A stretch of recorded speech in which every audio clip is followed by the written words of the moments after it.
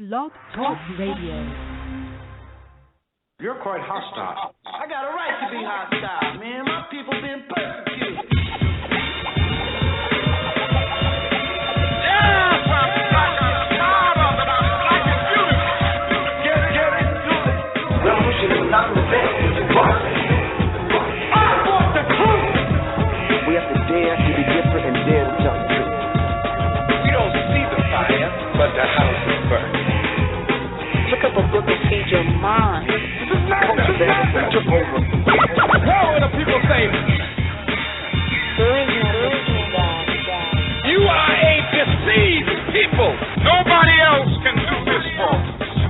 Take that white Jesus down. Something is wrong. Do the research like we do research. You'll be convinced also. Turn off Fake Housewives of Atlanta. Continue to raise the intellect and the consciousness of the human family. Professor Griff knows. So I ain't no toast.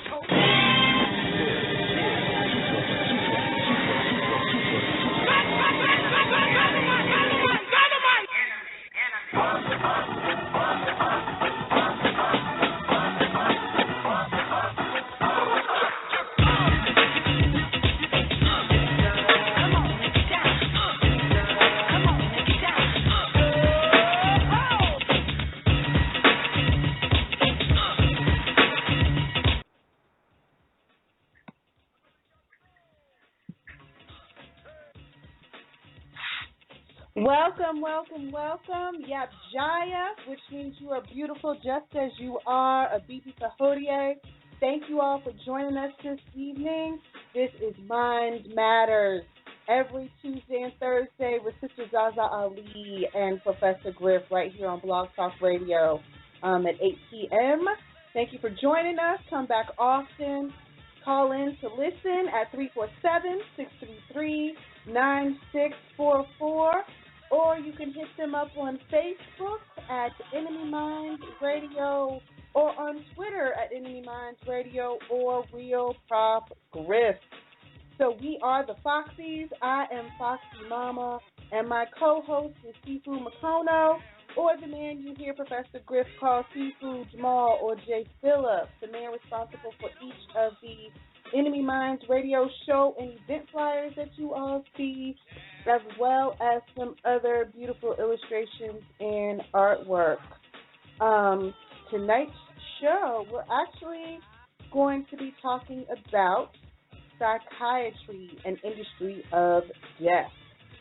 So through rare historical and contemporary footage and interviews with more than 160 doctors and attorneys, educators, survivors, experts on the mental health industry and its abusives, we're going to be listening to this amazing documentary that blazes the bright light of truth on the brutal pseudoscience, a multi-million-dollar fraud that is psychiatry.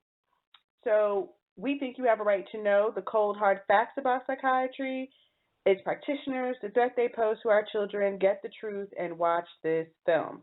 So we will also be posting a link to the site that comprises the film and the various videos so that you all can do more research, because you know that is always key. Instead of just believing things that people say or taking people's word for it, doing your own research is paramount in today's world of information that we live in, with everything being on the internet.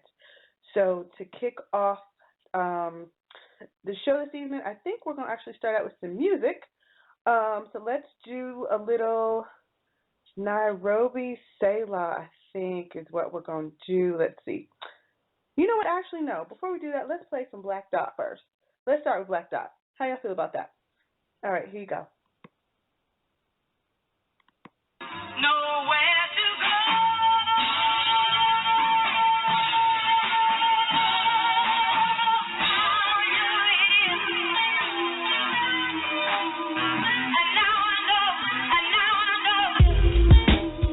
Blue break, beat Flores, ultimate breaks and beats.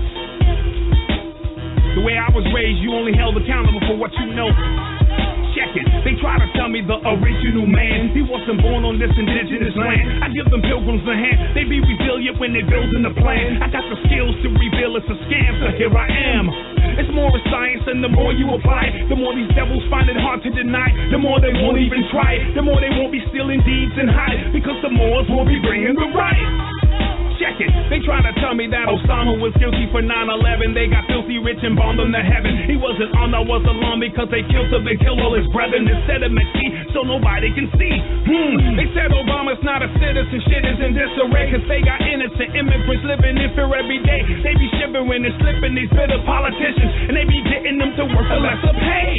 They try to tell me that the earth is alone in the universe, but we're the first to burst upon it, to use it, to burst the component. The moment that we surface, we knew we can work it. It serves its purpose, so these devils try to hurt it. They try to tell me they're no alien beings, but I'm the only alien they be seeing. But I ain't scary and green. The melanin be having scary and fleeing because they fear that I'll appear in their dreams. They try to tell me serve the God of my enemy, scarring and killing me. Then they tell me God is a friend of me. Honestly, is it me? Do I need to honor my enemies? Deities who doing rituals to stop up my energy. They try to tell me that the voodoo that you do is doo-doo, but who do you call when the voodoo that you do is all you ever perform? Now they tell you that voodoo is wrong, but I bet it's strong. Am I cuckoo to mention at all? They tell my children that it's Adam and Eve, and Adam and Steve, but they don't say the Adam and we. It's adamantly divine, so the Vatican be just backing the priest and lying and attacking our seeds. They try to tell me that the balance of life can be preserved without me having a wife. I'm here to challenge the hype. I speak the truth, I'm not the arrogant type. You in the dark, I'm here to carry the light. Check it. They try to tell me that nobody is living in 2012, so you gotta be kidding. Too many devils with a cosmic opinion, but who the hell knows the proper intentions of the Mayans and what they forgot to mention? They try to tell me I was born on this planet, but damn it, sampled the granite from the spot that we landed in Kemet, and you'll understand it that they managed to damage our ability to ascend it. Now our spirit is stranded. They say the melanin will never be better or relevant than any devil who's excelling and dwelling in medicine to bring the terror in this era, but never again, cause we are the beginning and know there is never an end. They say I'm mortal, but I live through the blood, I live through the stars, I live through the mud, I live through the bars, from portal to portal, I live through the planet on Mars, and I order will show you I'm royal, immortal, I'm God. They try to tell me that my skills are diminished, I'm finished, but I give a knock to the business, you be the witness, I'm pop to the finish, and you know the top is the limit, you couldn't stop it if I cocked it and spit it. They try to tell me I'm too old to flow, I'm too old to blow, old to toe. You don't wanna go see dough with this old to pro. Oh no, so now you know.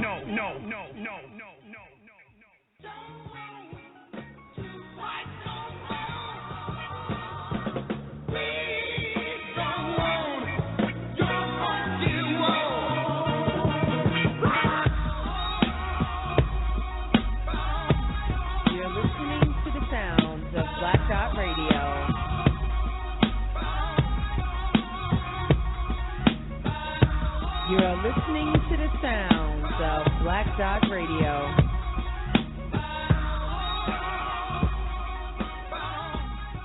You're listening. All right, and we are black. Let's go ahead and jump right into it. And again, we are discussing the psychiatry industry, which is an industry of death. So the chat room's open, so if you definitely want to get in on the conversation, join us in the chat room. There's always brothers and sisters in there dropping much knowledge and gems all the time. So that is at www.blogtalkradio.com/mindmatters. All right, let's kick off tonight's show. A new psychological study from the National Institute of Mental Health. This morning, along with longtime psychiatrist. The circle of depression is growing wider, broader. 15% of women suffer from this disorder. Over 20 million Americans that have occurred in the abnormalities in the neurotransmitters. You've got a problem, they've got a drug. 6 million American kids take prescribed medication. Psychiatric care. But what if the criminal is mentally ill? The punishment, a form of aversion therapy. Spending spiritual on the show, but I want to mostly do oppositional defiance disorder. or criticized for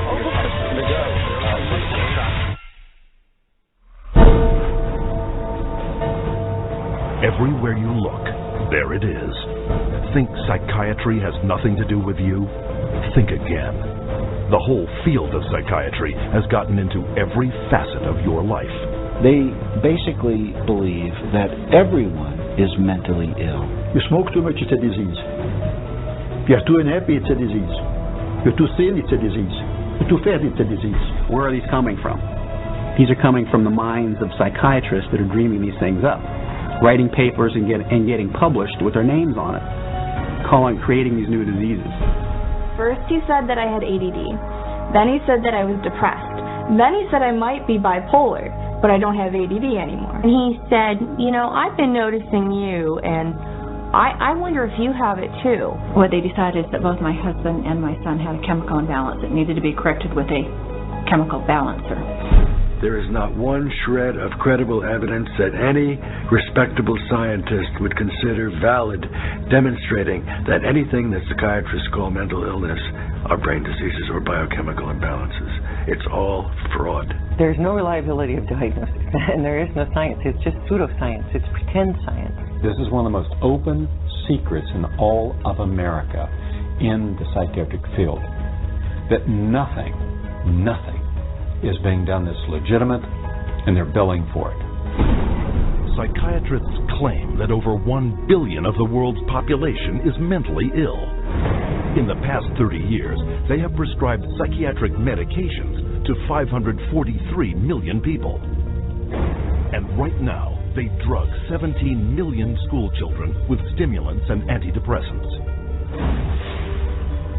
When recently asked about the scientific basis of their profession, those psychiatrists willing to be interviewed offered nothing but excuses. Psychiatric illness is not really illness. How do you evaluate if someone is cured or sick? Cure is certainly something we look forward to. We have no earthly idea how to accomplish. We're not good at the causes.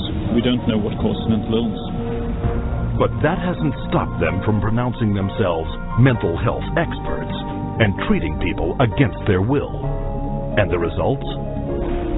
This psychiatrist, man who's supposed to work to heal people, has done nothing but destroy this man's life, and in destroying his life, destroying the lives of all of his loved ones. Excuse me.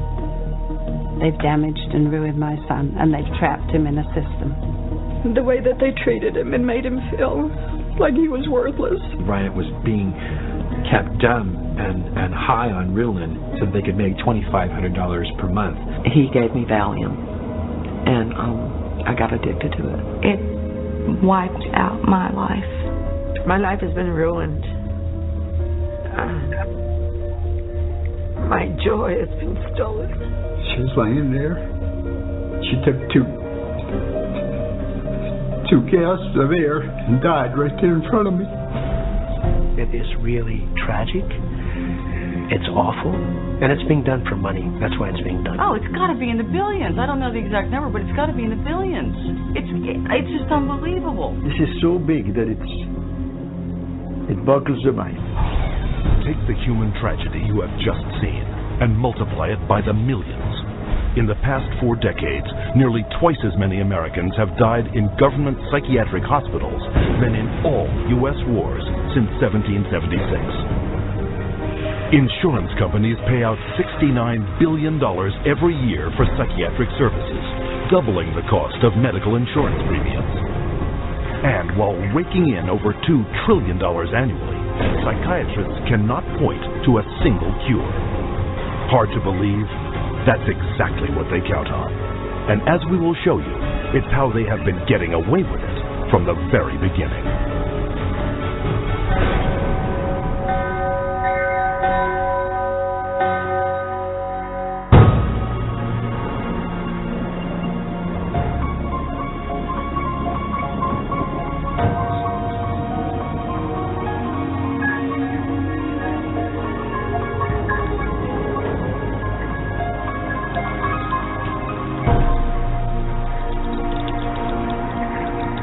The roots of psychiatry have to do with control, power, and alienation from certain groups of people who are uncomfortable to be around. They were locked up in these places to get them out of the way. the history of psychiatry, I think, really is related to institutions. Bethlehem Royal Hospital in London was one of the world's first psychiatric institutions. Commonly referred to as Bedlam, the hospital was little more than a warehouse for those deemed mad. Inmates were confined to cages, closets, and animal stalls, chained to walls, and flogged, while the asylum charged admission for public viewings. In the 18th century, William Batty was the first to promote that his institutions could cure the mentally ill. Batty's madhouses made him one of the richest men in England, though his treatments were every bit as inhumane as those practiced in Bedlam, with not a single patient cured. His financial success triggered a boom in the asylum business and an opportunity for psychiatrists to cash in on this new growth industry. This was an era where, on both sides of the Atlantic, specialized institutions for the mentally ill are beginning to be built in large numbers. Those institutions date back certainly to the beginning of the 18th century, and in a few cases even earlier than that. But the explosive growth of an asylum sector, of asylumdom, as some historians have called it, is very much a 19th century phenomenon. It's that period when the state is persuaded to invest tax dollars in building these places. But while those who ran the institutions were getting rich, psychiatrists yet lacked the credibility to maximize their cash flow. In order to justify their profession, they needed to come up with these biological solutions, or they didn't have any profession. The only way for them to solve that was to attempt to start believing that these people that were suffering from emotional disorders was from a biological basis. Whatever was done to make this person more manageable would be simply called a treatment. And the sad reality is that many of these so-called treatments were, in essence, torture. The near-drowning devices that were developed in this period, for example, must have been appallingly frightening. For example, one device involved putting the patient into a coffin, closing the lid, and dumping it into a bath of water, and then opening it up and trying to revive the patient. But there were a range of these things, and the mortality rate was very, very high. Psychiatrists next sought to give credence to their practices by cloaking them in the language of medicine. This repackaging of treatment became known as the medical model. Somebody who's really hyper and manic, if you're wrapped up in a cold sheet and dunked into some water, you're going to quit acting manic because that's a punishing treatment. But as soon as the symptoms started to go away, they started to believe that somehow by wrapping them up and dunking them in cold water, it was draining the toxics out of their body. So they built the medical model around that. Pushing the biological theory of mental illness a step further, an American, Benjamin Rush, put forth the idea that insanity was caused by too much blood in the head. The cure? Remove the blood by any means possible. Restraint, cold water, bleeding, even terror. And with that, a new medical model was created. Benjamin Rush was probably the most famous American physician of the Revolutionary era. Rush was known as the master bleeder. He bled his patients for madness. He also invented something called the tranquilizer. It's a chair that looks a little bit like an electric chair. The patient was confined in this apparatus, sometimes with cold water applied to his or her head, for some hours at a time, and Rush announces in a letter that he's invented this new contraption and dubbed it the tranquilizer. Rush's often lethal procedures were detailed in his 1812 textbook, which remained psychiatry's authoritative source for the next 70 years. He was so revered that in 1965, Rush was enshrined as the father of American psychiatry on the seal of the American Psychiatric Association. As the 1800s wore on, psychiatry's mounting failures at curing madness threatened their financial bottom line, forcing them to invent new medical models. The cures promised weren't delivered. So by the 1860s and 70s, a growing mood of pessimism was covering Europe and North America, that effectively the new institutions were ever growing in size, but not growing in their effectiveness. The 20th century brought more medical models. American psychiatrist Henry Cotton mutilated his patients by removing their body parts, declaring this a breakthrough in the treatment of mental illness. The earliest target was the teeth and then the tonsils and the sinuses, but when patients didn't get better, the enthusiasts for this treatment then started to move down the body and to say, well, obviously patients have swallowed bacteria in their saliva, so stomachs need to go, spleens need to go, colons need to go. As public outcry escalated over torture and maiming of patients, psychiatrists would invent new methods, each one hailed as the miracle cure. But each one was ultimately proven no more effective nor less brutal than the last. This is a history of psychiatry, more or less, to damage the patient. I mean, this is a version of the original model, which was to chain them like animals. If you're doing it to somebody because you insist that they have to change, and you're going to do that by turning the screws, you might say, whether it's with medication, restraint, whatever, that's torture. And a huge part of what psychiatry has done really comes down to torture. As the 20th century progressed, psychiatry would continue to seek legitimacy by transforming itself into a medical discipline. But they succeeded only in creating more efficient ways of inflicting mental and physical torture and death. A legacy that has carried forward into modern psychiatry, with its most profitable medical model to date, the mass drugging of millions. But to do this, psychiatrists first had to shatter one of mankind's most cherished beliefs, decreeing that people were not what they thought they were.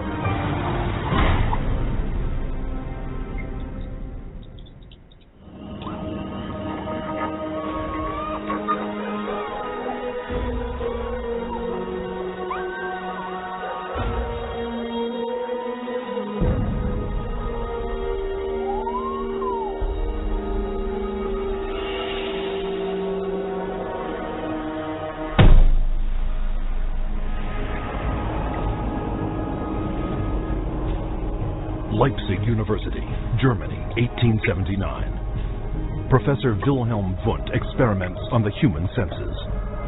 Wundt declares man's thoughts, personality, and behavior are nothing more than chemical reactions in the brain. Wundt became frustrated with his inability to change behavior because he was dealing with the original, psychology, that's the psyche, that's the soul.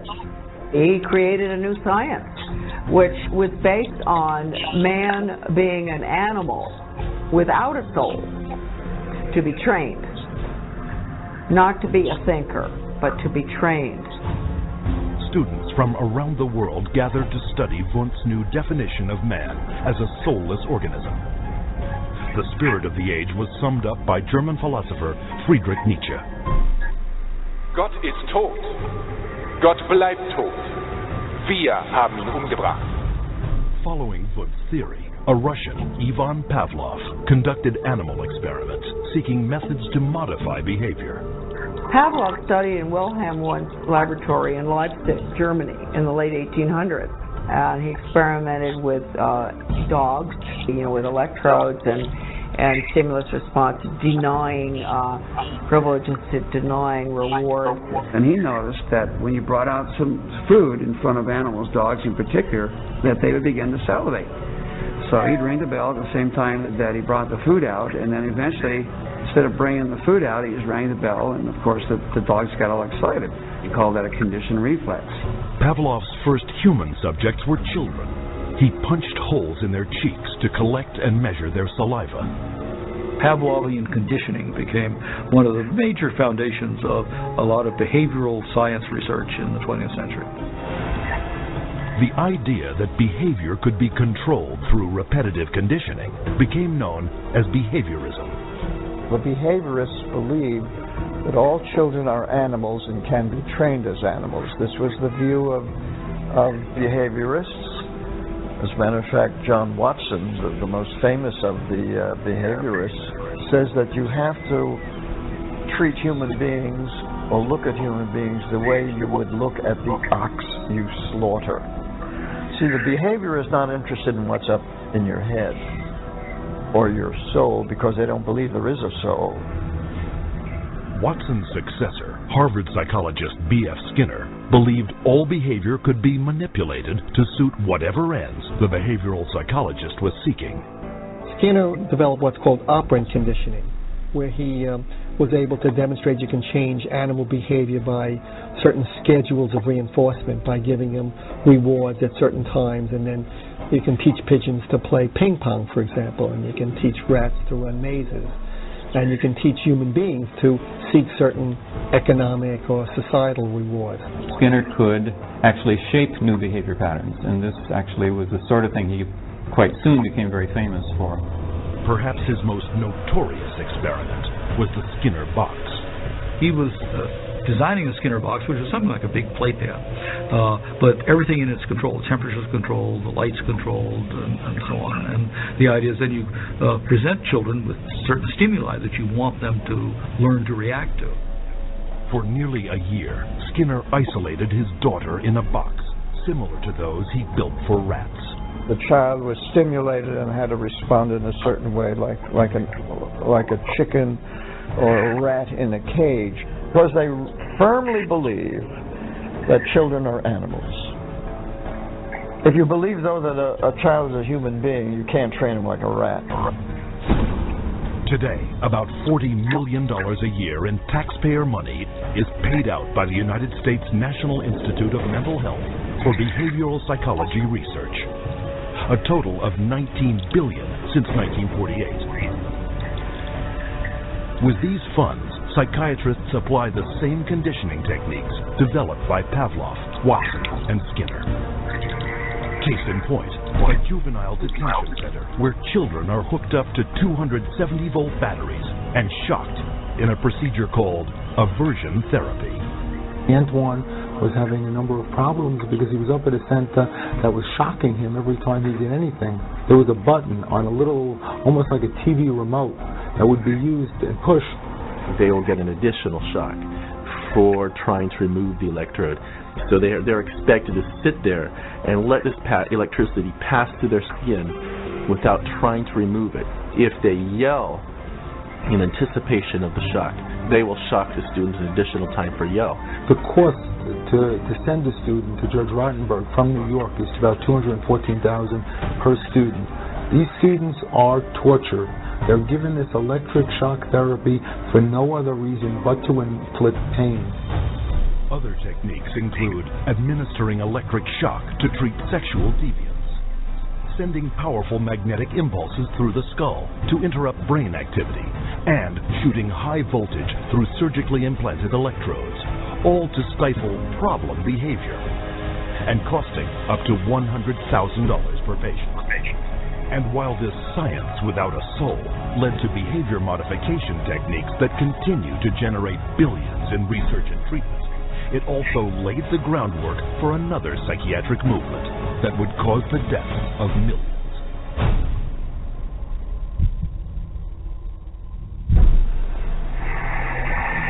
January 1945. As World War II comes to a close, the full horror of Hitler's final solution is exposed, with grotesque killing factories unparalleled in human history, mass graves filled with corpses of men, women. Okay, so as we listen to this, just consider, and as the discussion moves towards Nazi Germany, how much of the torture and mutilation and death and destruction that was done to not only the Jewish people in those concentration camps, but also to even us as Africans and part of the diaspora. When we look at how much we are used as human guinea pigs, even today, if anybody, if you've read the book Medical Apartheid, and how they just use us as human lab rats and test subjects to carry out these studies and how many of our children are being labeled as ADD and ADHD, you know, and all those things, and how much money that generates for schools when you have all these children that have these special needs or learning disorders. You know, when those children used to simply be hyper, or they needed to go to recess, or back when daydreaming was normal because you were bored in class, you didn't need to pop a pill for that. You didn't get labeled for those things. And also just keep in the back of your mind as we listen, you know, what is being declared as a mental illness, what's not being declared as a mental illness, things that are no longer illnesses, and the quote-unquote treatment for certain disorders, and how the media is applauding certain things that are currently considered to be mental disorders. So just, we're going to keep it moving. But yeah, just consider those things as we listen, and how this actually is playing out with every commercial that you see. There's always a pill for something, depression, because you just might be feeling sad all the time, and all these things. And also note how in other countries they don't have all these things going on, and how the side effects of these medications 9 out of 10 times is worse than whatever they're claiming to quote unquote not even cure. They're just managing whatever it is. They're managing the symptoms and not really getting to the root cause of what's going on, and how sometimes it's really not even necessary with all of this. So it's just a very interesting topic tonight. As you stick with us, we're going to jump into another segment here and keep it going. And children murdered by starvation, bullets, and poison gas. What could drive men to commit such atrocities against their fellow human beings?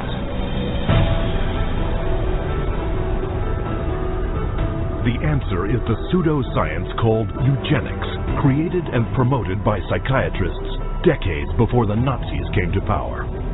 The eugenics movement got started in 1883 with Francis Galton, and he felt that human beings should take evolution in their own hands, and that the most talented individuals, the most healthy individuals, the most attractive individuals should have more offspring. There was great concern that people that they considered had poor genes were reproducing faster than the people they considered had good genes. They felt that a medical solution might be the proper one. This is what led to the sterilization movement. It resulted in sterilization of mentally ill people, sterilization of retarded people, sterilization of people we don't like politically and sociologically. The problem is not with genetics. The problem is a pretend phony genetics used to justify inhumane social policies. Though never proven as anything but theory, by the early part of the 20th century, eugenics had spread to almost 30 countries, from England to Brazil, Mexico, Sweden, Russia, and most notably, the United States, where forced sterilization was widely practiced. Eugenics movement in Germany was somewhat different than the eugenics movement in the United States, in that there were many more physicians and psychiatrists. Alfred Ploetz was one of the pioneers in the German eugenics movement and how to control the population of those whom he considered inferior. In 1905, along with his brother-in-law, Ernst Rudin, he established the first organization for racial hygiene. Alle Nationen haben sich mit einer außergewöhnlich großen Menge an minderwertigen, schwachen, kranken und Verkrüppelten abzugeben. Durch kluge Gesetze über Sterilisation würden wir auch in der Lage sein, den vernünftigsten Weg der Zeugung herbeizuführen. Hitler was particularly impressed by American eugenicist Madison Grant. Grant's book, The Passing of the Great Race, was proclaimed by Hitler as his personal Bible. In his book, Mein Kampf, Hitler further hailed eugenics as the science that would rebuild the German nation. Körperlich oder geistig gesund ist, dem ist es nicht erlaubt, seine Krankheit an seine Kinder weiterzugeben. Das Recht auf persönliche Freiheit wird durch seine Pflicht, die Rasse zu beschützen, eingeschränkt. The German eugenicists welcomed the Nazi advent to power because the Nazi program could fund the very programs that they had in mind. The Nazis gave them political support, financial support, and conversely, the psychiatrists gave the Nazis a medical justification for their genocidal policies. Something like 40% of German psychiatrists had joined the SS by 1933. They weren't forced into the SS, they just joined it naturally, because the beliefs were very, very similar. Rudin and his work led directly to the decision to move from sterilization to murder. Their plan was simple. First, convince the public that feeble-minded undesirables wanted to escape the burden of their existence, but could not say it, and that killing them was an act of mercy. Then extend the definition of inferior to include Jehovah's Witnesses, Jews, gypsies, homosexuals, all unworthy of life. Psychiatrists produced propaganda movies known as the Nazi killing films, shown in all 5,300 theaters throughout Germany.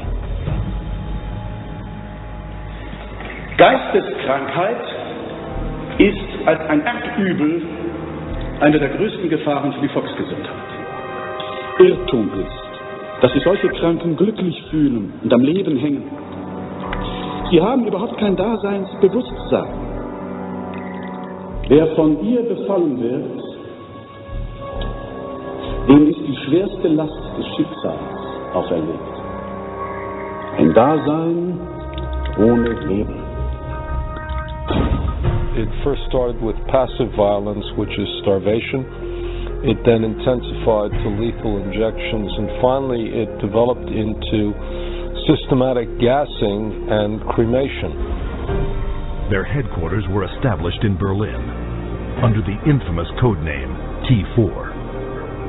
T4 program was named after Tiergarten 4, which essentially resulted over a period of time in the murder of about 70,000 people who were deemed mentally retarded, emotionally distraught, or physically handicapped by the Germans. They were called life unworthy of living. The killing, piloted in psychiatric institutions across Germany, then moved into the concentration camps, with top German psychiatrists as the executioners. Paul Nietzsche, the T4 director, declared, Das Aussortieren in den Konzentrationslagern lief etwa genauso ab wie in den Nervenheilanstalten. Und mit selbigen Erfassungsbögen. 6 million Jews died in concentration camps and as a result of Nazi extermination policies. Rudin congratulated Hitler for making his, that is Rudin's, 30-year dream come true. After the Nazi surrender, an international court of justice was held to put psychiatry on trial for its war crimes. But American psychiatrists, fearing a permanent blow to the future of psychiatry, stepped in by shifting the blame onto a handful of German psychiatrists. There were some doctors who were prosecuted, but very few. Ernst Rudin returned to Switzerland at the end of the war. He did not serve any prison time. One of the strangest things of all about the legacy of Nazi science is that some of the nastiest psychiatric eugenicists at the end of the war went back to work either in Germany or sometimes in the United States. What began with a psychiatric plan to eliminate undesirable humanity had now spread throughout the civilized world and was responsible for the murder of 11 million people. Never brought to justice, psychiatrists, as you will see, continued to advance eugenics around the world. And today we see the results in racism, human misery, and unending social conflict.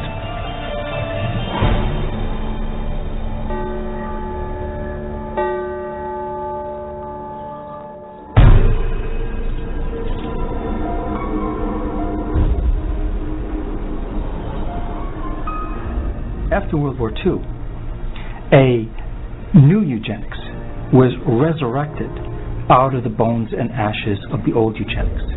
The eugenics movement has been at the forefront to establish a new scientific racism that justifies oppression and exploitation and racism. In fact, racism is inseparable from the roots of psychiatry. The entire history of psychiatry, beginning with scientific conclusions that were made in the 1830s, was an effort to prove the intellectual inferiority of African Americans. Benjamin Rush is the father of modern psychiatry, and he is the one that gave us the term nigritude. He said that all blacks have inherited this disease, and this particular disease, it caused them to be inferior. In addition to that, it was the reason why it was very important that blacks remain segregated and separate from whites so that whites did not inherit this disease. Asserting that negritude was a form of leprosy, Rush justified segregation as a medical necessity, and that became an argument to continue slavery. The fact that you have brutalized a whole group of people had nothing to do with that. It had everything to do with some genetic link, and that basically you were just a diseased person. So when a slave master wanted to get rid of a recalcitrant slave, they could just say, oh, well, they're suffering from this disease.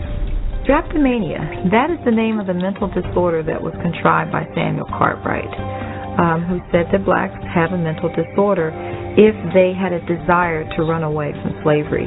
Running away became such a common problem that psychiatrists attempted to give that a disease. He says, but that's a cure for that. And the answer was, the question was, well, what's the cure for that? Frequent whippings, frequent whippings. You'd be surprised how that disease clears up when the lash is put in place of their excuses. After slavery was abolished, psychiatric racism not only persisted, it intensified. The American Journal of Psychiatry officially proclaimed that Negroes, as descendants of savages and cannibals, were ill-prepared for higher civilization, while their pseudoscience eugenics stepped up its racist activities. I just had to pause that, because did y'all hear that? And this is probably going to play that section again. But now when you look at the broader, just to bring this current, when we look at the propaganda machine in its full force with what's going on in Ferguson, how now every day, every other day, another black man, woman, child is shot and killed by the police. The NWA movie coming out and them saying they have to have more police at the movie theater. And please, anybody, if you could please tell me, when was the last time a black film got shot up? I'll wait. Because the last few movies, and even recently, a movie that is in the theaters right now, there was a shooting. And they don't ramp up security for any other movie. So see how the psychology is really being played. Or when we take into consideration, what was the movie that came out? Exodus. Gods and Kings. Exodus, Noah, all those things, the psychology is deep. So when people say that things are just entertainment, they are not entertainment. They have a purpose. And they call it programming for a reason. TV programs, radio programs, internet programs, they are called programs. Who, what, why, when, how is being programmed. So no, it is not just entertainment. When these certain images get promoted and other things don't. What is that saying? You know, people talking about Nicki Minaj's wax statue being disrespected. The comments I've read about that are absolutely and utterly disgusting. Saying that, oh, well, she asked for it because she's, you know, presenting herself like a whore. That's like saying somebody got sexually assaulted, so therefore, you know, she acted like that, so she deserved it. So just the roots of all of these things. And all of us that live in this wilderness called North America, we are all affected and afflicted by this in on some level, in some way, shape, form, or fashion. All of us. Which is why it is key that we pay attention to what's going on around us and we really, like, you know, dig deeper than just surface level and being shallow in our thinking when we see these things, what we're consuming, what those images are really doing at the end of the day. And I had a discussion with someone the other day who was saying, well, I didn't disrespect women, and I listened to NWA. I don't, smoke weed. I don't do these things, this and that. And I was like, okay, that's great. But in the broader sense of society, what does promoting certain attitudes, certain actions of various groups of people do? And why is nobody, and because, as people try to say, well, the police are shooting everybody. This is true. And if the police are shooting everybody in these great numbers that everybody tries to really speak about in a way to, what's the word I want? Basically downplay the Black Lives Matters movement or people speaking out because now these things are in the forefront, they're in the news. And the answer is why? Why are these things in the media now? They're making everybody desensitized to it so that it is becoming a normal incident, a normal occurrence every day. And they will talk about people having weed in their system and different things to criminalize Black people. And that has nothing to do with somebody getting stopped for something as simple as a headlight or a license plate and ending up dead. Right. So we just really have to really think about what's going on. Is it great that these things are now getting media coverage? But Black people have been getting killed in numbers on par with how Black people were lynched during Jim Crow.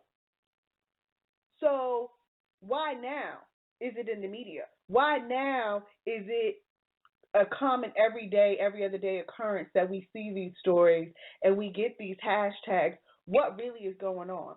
So just be mindful and just keep these things, and really look around and see what's going on. And there are several of us that just need to wake the hell up and stop going about our business like it's just business as usual and people don't want to, they don't want to deal with it. And it's like, okay, you don't want to deal with it until it's a problem for you, until it's your family member or somebody that you know, and all of a sudden, then you're on TV crying, holding up a sign, wearing a T-shirt with a hashtag of your loved one's name on it, then all of a sudden it's an issue. No, like Emmett Till's mother said, if it happens to one of us, it's happening to all of us. And the sooner that we understand that we are all we got, and nobody's coming to save us, there is not some Black Messiah coming, there is not another great Black leader going to rise up and unite the people. No. You better take a look in the mirror and understand that we are all we have. And the only person coming to save you is you. Know that. Okay, and I'm going to keep going. I'm going to get off my soapbox and keep going with the clip. As descendants of savages and cannibals, were ill-prepared for higher civilization, while their pseudoscience eugenics stepped up its racist activities. There is a clear and long and intimate connection between the eugenics movement and the Ku Klux Klan. Harry Laughlin, who was the Carnegie Institution's director of the Eugenics Record Office, had close relationship to the Ku Klux Klan through the publication of a book called White America, which was written by a major Klan leader. So Laughlin wrote a glowing review of the book in the Eugenics News, and at the same time, you have the Ku Klux Klan using eugenics to justify their racist goals. But psychiatric racism wasn't exclusively American. Some of the worst abuses of the 20th century occurred in South Africa, where the government adopted the same racist theories and practices used by Hitler. This was no coincidence. The Prime Minister had studied eugenics as a psychology student in Nazi-influenced Germany in the 1920s. Dr. Henrik Verwoerd is regarded as the architect of apartheid. He saw South Africa as a divided state with whites, blacks and brown people living in totally separate areas, with black people having no rights whatsoever. With apartheid in place, psychiatrists established mental hospitals throughout the country that were in fact nothing more than slave labor camps. these bases, operated under a private company by the name of Smith, Mitchell and Company. They were saving money through the cheap accommodation for psychiatric patients while making massive fortune out of money that Parliament had appropriated for medication. So it was a corrupt system.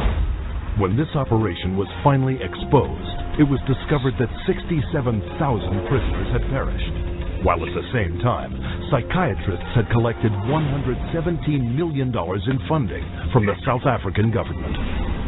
The World Health Organization issued a report declaring that psychiatry cultivated racism and that apartheid did have a parallel in the ownership and trading of slaves. In 1971, in the United States, psychiatrist Louis Jolly West continued psychiatry's legacy of racism, hatching a secret aversion therapy experiment called the Violence Center. His government-funded plan: implant electrodes in the brains of African American and Hispanic males to shock them should they exhibit any violent behavior. And if that didn't work, chemically castrate them with drugs. When West's racist proposal met with public outrage, the plan was quickly shelved. Though psychiatry's unrelenting racist theories were blunted, they were not stopped. In 1994, psychologist Richard Herrnstein co-authored The Bell Curve, claiming to prove that blacks were genetically disabled and therefore inferior to whites. The Bell Curve really argues a very old eugenics idea. It argues that people are born with different kinds of intellectual abilities, that these are inborn pretty much at birth. It goes back to the notion that somehow black people are genetically and biologically inferior to white people as a way to justify what was really programs of social racism and social sexism. And you see that kind of thinking going on in public school testing and IQ testing and educational testing and tracking. And this new tool fit into that old mold. It was a new tool that could prove the intellectual inferiority of African Americans. Psychiatric profession has done great damage, certainly in the past, and far too many in the present, too, to subvert democracy and perpetuate racial stereotypes, even more, deep racism in society. We have to battle against this continual misinformation, disinformation, pseudoscience. It can be repackaged in whatever form or format it is. But if it is based solely upon the color of one's skin and then is the merit of that human being, I just reject it. And so today, the flame of hatred continues to burn, fueled by pseudoscientific lies. This is the heritage of psychiatry, as a justification for racism and as a pretext for political repression.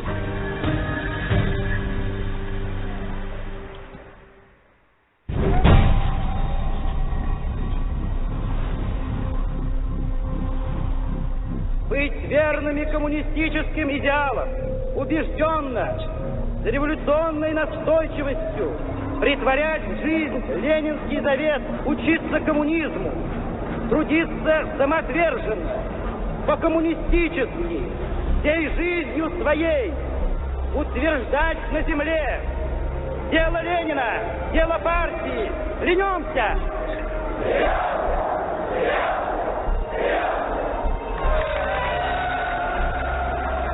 The Soviet regime demanded absolute loyalty. Those who did not toe the party line were considered dissidents and labeled enemies of the state. With no more than a whisper to the secret police, they would vanish into one of these special psychiatric hospitals. Despite the risks, these so-called dissidents put their ideas of freedom into action. Я вел жизнь тайную, конспиративную. Никто не знал, что я это делаю. У меня была маленькая подпольная типография, и я стал делать листовки. While others considered themselves loyal Soviet citizens. Я, например, считал, уверенно считал, что я один из лучших советских людей. Когда уже даже меня арестовали, и им написали особо опасный государственный преступ, я рассмеялся. Я при этом же самом нынешнем генерале рассмеялся. А он меня вызывает психиатра на утро. According to Soviet psychiatrists, they all suffered from inflexibility of convictions, a symptom of a new disorder, sluggish schizophrenia. Вот когда добьешься, тогда я заявлю. Так, до конца пей. Я буду с ним. Ребят, не заставьте его. Давай пей, брат.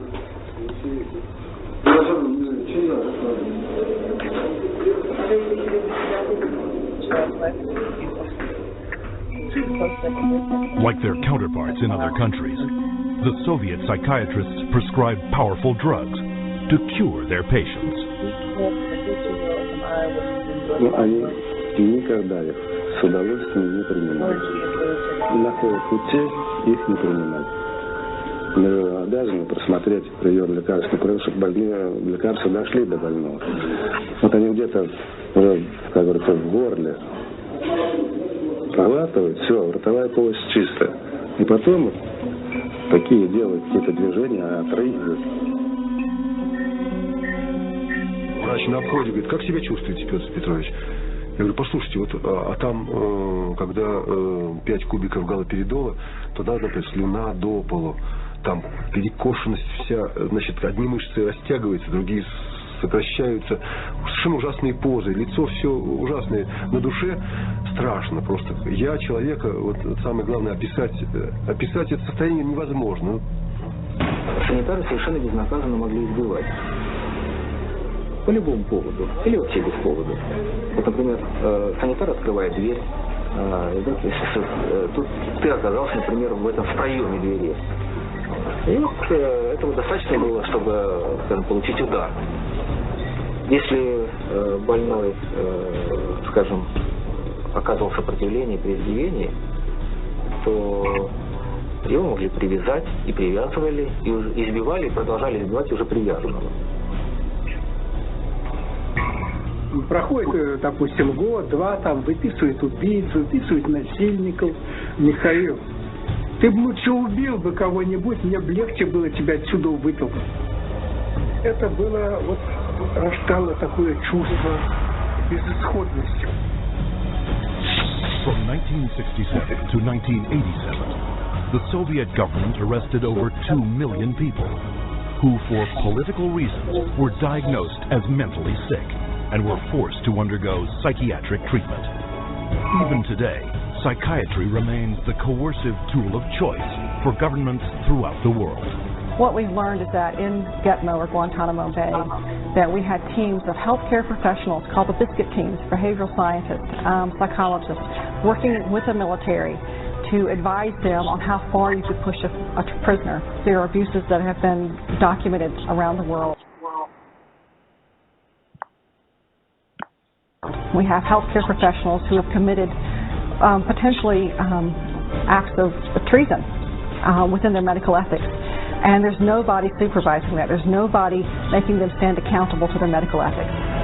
But psychiatrists have never reserved physical and mental torture exclusively for political prisoners.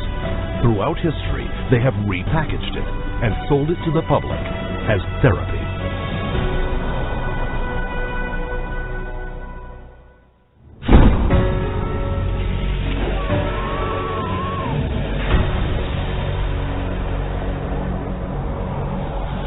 Beginning in the 1920s, psychiatrists embraced a new group of procedures that claimed to work by creating intentional damage to the brain.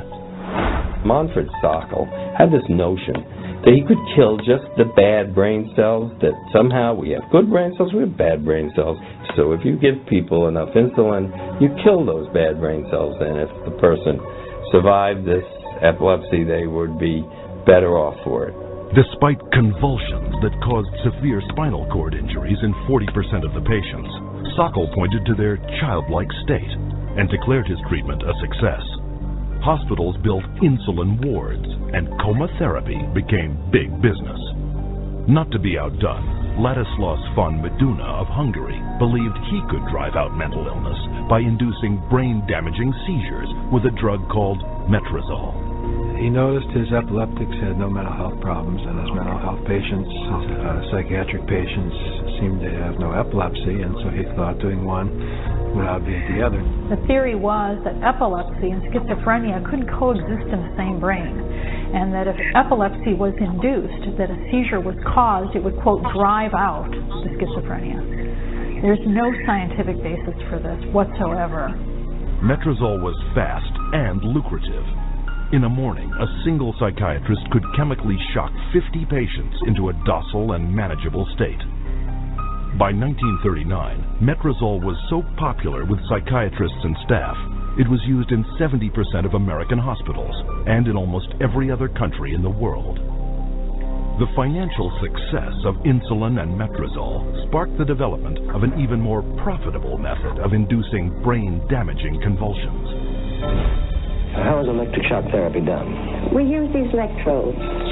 We place them on the patient's head like this, and then by means of this machine, we pass a controlled electric current through the brain, just for a fraction of a second. The patient doesn't feel it. The story behind this miracle cure began in a Roman slaughterhouse.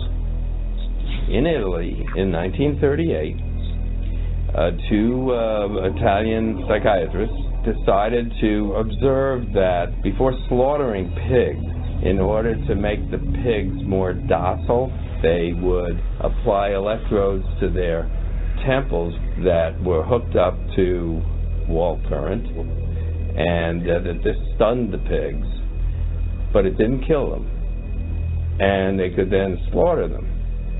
Well, this gave them the encouragement to try inducing convulsions with electricity.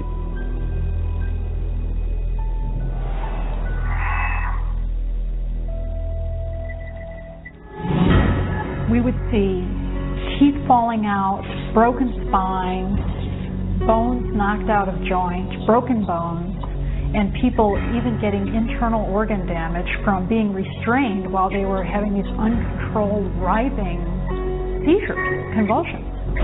Many patients have been returned to their homes and jobs who might still be here if it were not for this helpful form of treatment.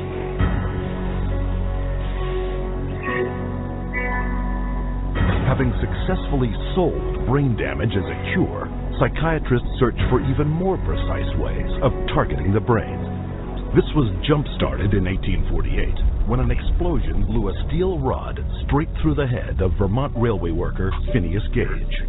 While Gage survived, his personality was dramatically altered. 70 years later, Portuguese neurologist Igaz Moniz would try to obtain a similar result by drilling into a patient's skull and squirting pure alcohol directly into the brain, killing the tissue of the frontal lobes. Moniz called this new procedure a lobotomy. Dr. Walter J. Freeman would become lobotomy's most infamous practitioner. He discovered he could do it faster without having to drill through the skull.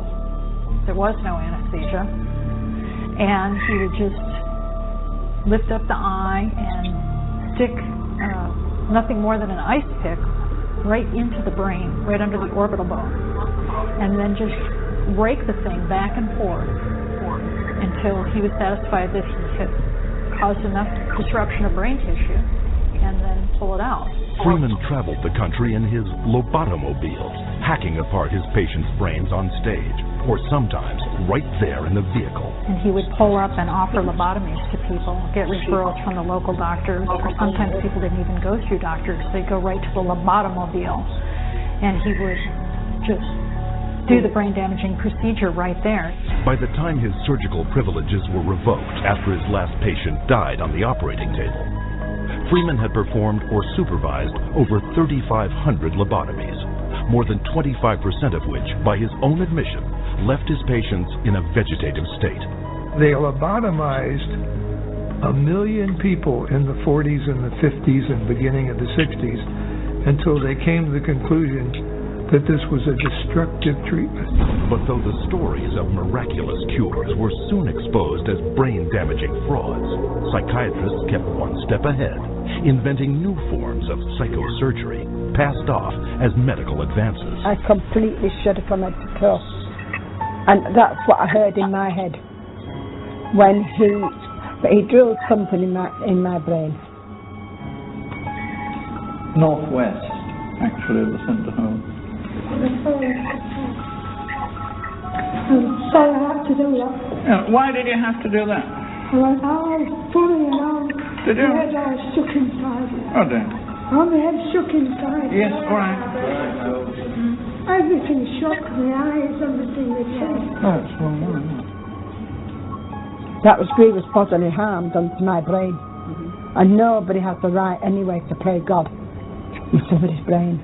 The whole operation took about 8.5 hours. And they kept me awake for every second of it. And I remember every second of it. And I still remember it to this day because I have this operation every day of my life. Whether I like it or not, I have it. Psychiatrists still tout the benefits of lobotomy, a treatment that earns them $31 million annually. But in the wake of lobotomy's tarnished reputation, psychiatrists were quick to push electroshock back into the spotlight. Renaming it electroconvulsive therapy, they now give patients anesthetics to squash their screams and paralyzing agents to avoid watching the writhing of agony. The main misconception that people have about ECT is that it's new and improved. The new and improved refers strictly to these cosmetic improvements because, in fact, they make it easier on the witnesses. The person isn't shaking all over the table. It paralyzes them. It isn't new. It isn't improved. It is worse. Every 10 years or so there tends to be, first of all, a denial that it causes any harm. Secondly, an acknowledgement that it might have caused harm, but here's a whole new approach, and now this one is blameless, without any research to back it up. The ECT machine can produce anywhere from 50 to 400 volts. It's the kind of energy that we use for industrial machinery that might be in a steel mill or a printing press, some large piece of machinery. It's an extraordinary amount of energy, and it causes a great deal of damage. And while stories of prisoners physically mistreated with electroshock are well publicized, the amount of electricity doled out by psychiatrists for ECT is up to 33 times greater, and that damage is most often targeted at the most vulnerable.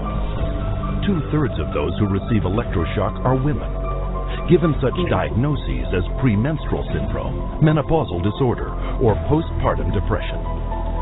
Half of electroshock patients are elderly. Once they become eligible for government health care at age 65, 360% more American seniors receive ECT than at age 64. And what does this all add up to?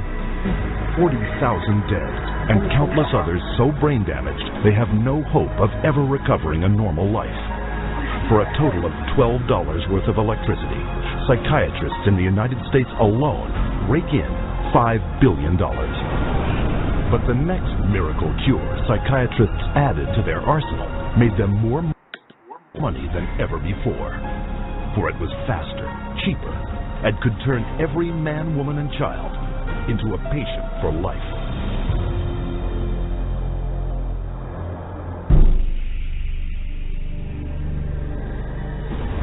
By the early 1950s, psychiatrists discovered their next miracle cure. A chemical originally designed to kill parasites in pigs, their new discovery hindered brain function in much the same way as shoving an ice pick into the eye socket. It was an old treatment in a new disguise.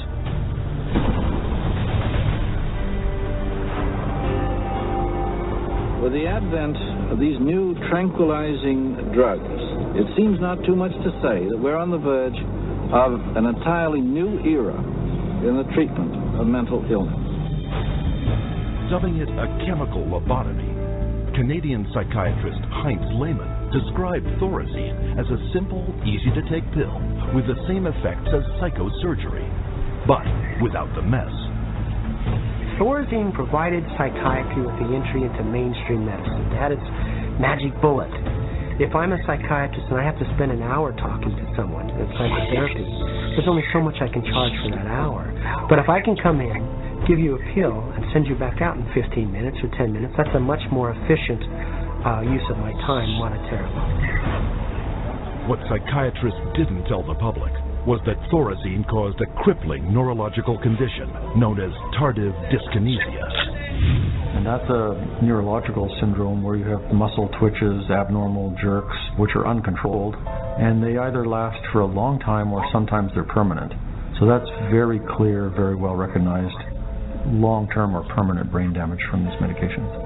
Mr. Blount has virtually no signs of his original illness now. The signs that the movements of his mouth are completely side effects of the drugs that he was on for 20 years.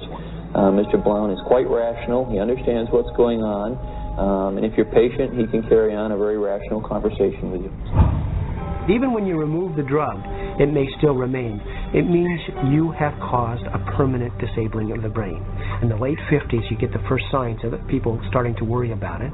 But it's not until the late 70s that psychiatrists start warning their patients about it. 20 years. Thorazine's manufacturer, SmithKline French, had good reason to keep a lid on the bad news. In the first year alone, SKF saw a 3,000% return on their original investment. With the public and the press kept in the dark about the severe and disabling side effects, prominent doctors and psychiatrists met in Puerto Rico to lay the groundwork for the expansion of psychiatric drugs far into the future. Psychiatrist Dr. Nathan Klein wrote this in the conference's final report. The present breadth of drug use may be almost trivial when we compare it to the possible number of chemical substances that will be available for the control of selective aspects of man's life in the year 2000. Dr. Klein spearheaded a movement flooding new psychiatric wonder drugs onto the global marketplace, backed by a massive publicity machine, spending hundreds of millions of dollars. Psychiatry was now an industry of drug pushers.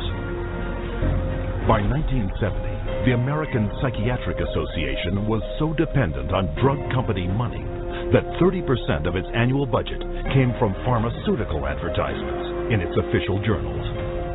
So we had money flowing to trade organizations, we had money flowing to the doctors, and to their journals. Well, we all know that is going to influence how they think. The majority of National Institute of Mental Health and National Institute of Health scientists are getting more money from drug companies on the side than their tax-based salary. With so much money to be made, all psychiatrists needed was a scientific theory to justify it. Their solution? An official report declaring that all mental problems derive from a so-called chemical imbalance in the brain, requiring drugs to correct. The chemical imbalance is one of the greatest fallacies ever foisted upon patients and the public. There is no chemical test to show an imbalance related to any psychiatric disease, whether it's depression, anxiety, what have you. The chemical imbalance is for the benefit of the psychiatrist. It has to be there so the psychiatrist can treat it. But fraudulent chemical imbalance theories could not hide the mounting evidence of common and terrifying side effects, such as akathisia. Akathisia is like an extreme inner nervous agitation. People describe it as wanting to crawl out of their own skins. And this happens with great frequency, and it is absolutely, totally well understood to be associated with suicide and violence and homicide. After years of these reported side effects, and cases upon cases of violence, self-mutilation, and death, in 1991, health experts, legislators, and the public finally forced the FDA to order an investigation. I know with absolute certainty that if Charles had any idea of the side effects of Prozac, he would never have taken it. I had two sons, David Lee, age 8, Billy 16, wife 20 years old, gone. I'll tell you why. After being on Prozac for 21 days, my wife shot and killed both of these two boys right here. She turned the gun to herself and shot herself twice. I took the 9mm automatic, sat down on the bed, and put the gun to my head. And I blew a 4-inch hole out the back of my arm instead of my head. Thank God I was a lousy shot. Had someone looked further into Prozac, steps could have been taken to avoid it. What was supposed to be an unbiased hearing was a panel of psychiatrists, the vast majority with personal financial ties to pharmaceutical companies. They basically couldn't find an expert, a doctor, a psychiatrist, at a leading medical school who basically in some way or another didn't have a consulting agreement, hadn't taken money from the pharmaceutical companies. I do not find from the evidence today that there is credible evidence to support a conclusion that antidepressant drugs cause the emergence and or the intensification of suicidality and or other violent behaviors. 500 deaths, 33 murder cases, and over 20,000 adverse side effects. Would you like to tell me why this drug is still on the market? Is there an alliance, an unholy alliance between psychiatric community, the pharmaceutical industry, and the FDA? And the answer is yes. This unholy alliance became all too apparent in 1997, when pharmaceutical companies persuaded the FDA to allow them to advertise directly to the public, with psychiatrists providing medical endorsement. And in just 3 years, sales of psychiatric drugs skyrocketed, almost 2.5 times.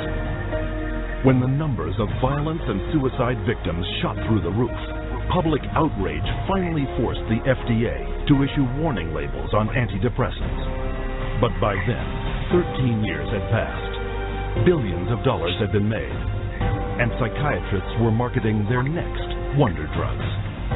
Over 8% of the world's population has now taken psychiatric drugs, backed up by fake science and endorsed by regulators who are bought and paid for. Their harmful medications gross nearly $27 billion a year. And while psychiatrists were finding a way to diagnose and drug every person on the planet, on another front, they were continuing their assault on our most personal freedoms.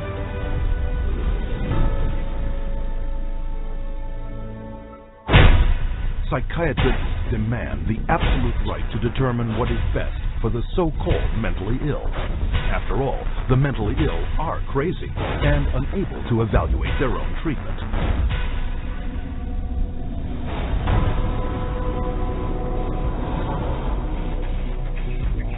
To enforce their authority over others and keep their institutions filled at profitable levels, psychiatrists use a method called involuntary commitment.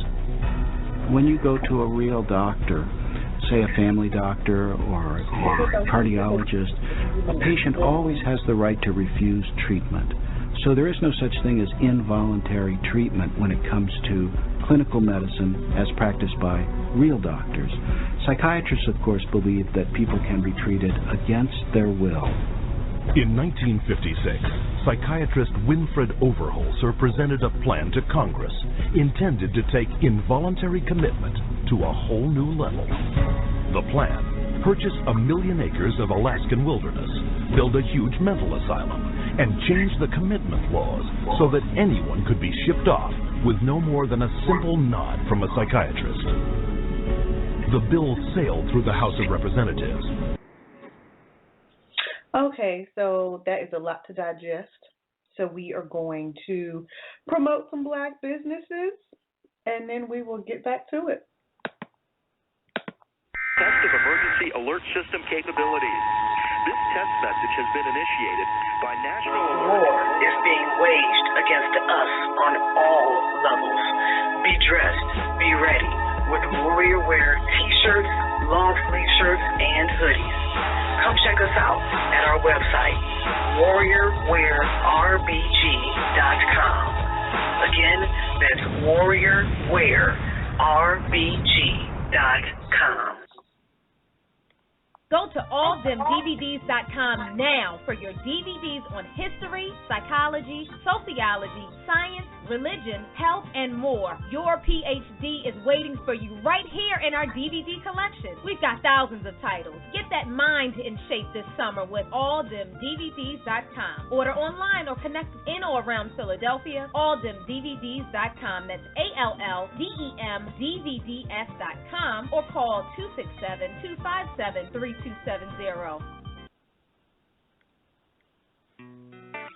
Say it loud, I'm Black and I'm proud. Wear your pride on your chest with Foxy's unique limited edition apparel for men, women, and kids. Check them out at myfoxy.com. That's MYFOCSI.com. At Foxy, they even have a variety of art, pillows, and more at myfoxy.com. Use coupon code MMBTRS14 and get 10% off your order. Get Foxy. Get your loved one out of jail. Express Bail Bonding Company is located at 236 Forsyth Street, Southwest Atlanta, Georgia, 30303. We provide professional and courteous service with getting your loved ones out of jail fast. We are open 24 hours a day and provide service in the surrounding Georgia counties and the United States.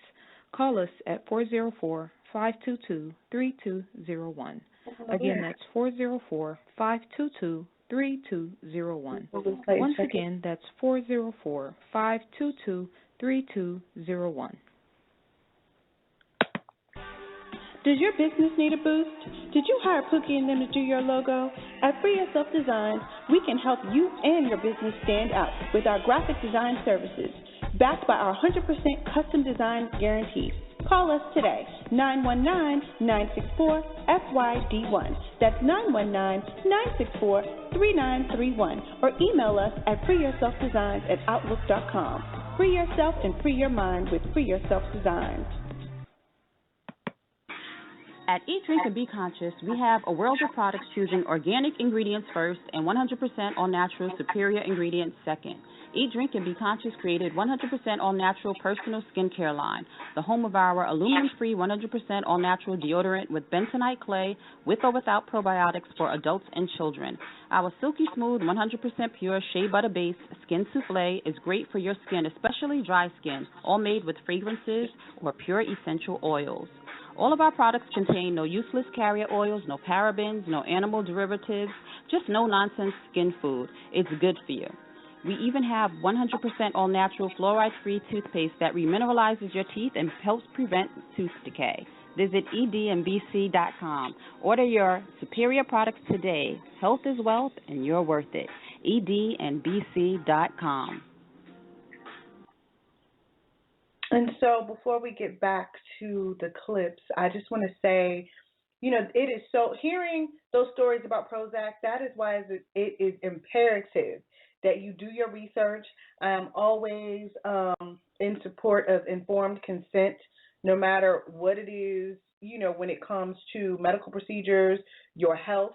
It is your responsibility. It is not the doctor's responsibility, even though they have some duties because of the oath that they take.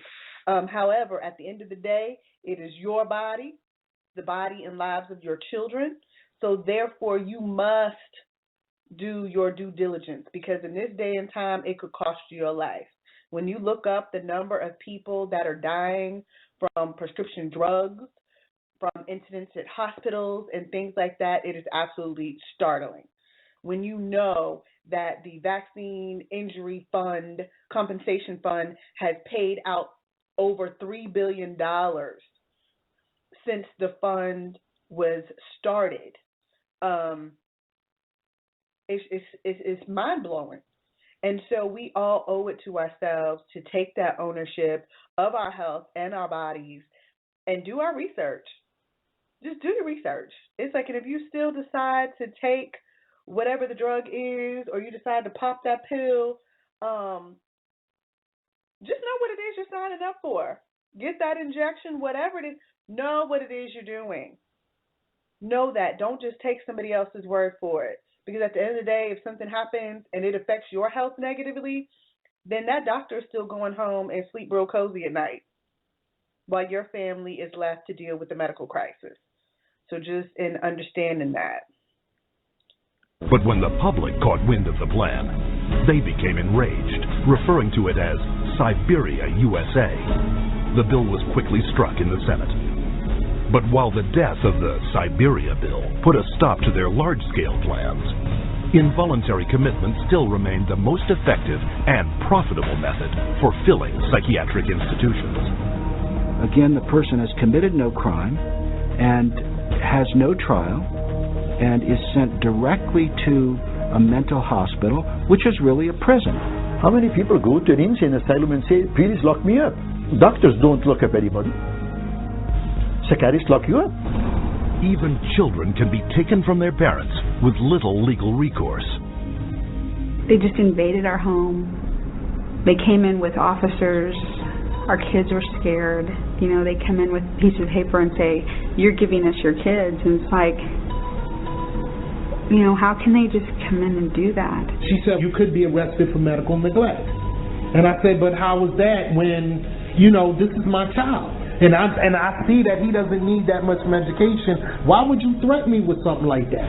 At 10 p.m., 2 policemen and 2 social workers came to my house and took all 4 of my kids away.